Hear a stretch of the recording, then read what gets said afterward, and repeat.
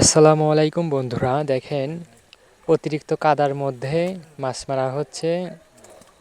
একটু মারতে কষ্টই হচ্ছে কারণ অতিরিক্ত কাদা, মাছ সেরকম নেই আর কি।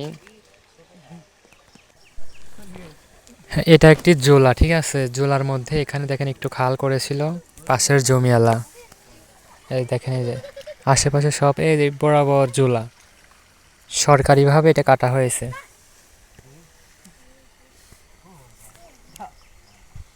দেখেন যার যার মতো মাছ মেরে নিচ্ছে।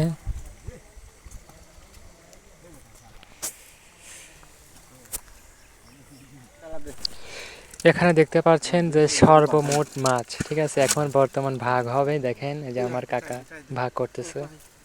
এই যে 4 থেকে 5 জন দেখলেন মাছ মারলো তখন, এখন ভাগ হবে মাছগুলো। মাছ পরিমাণে অল্প পাওয়া হয়েছে আর কি।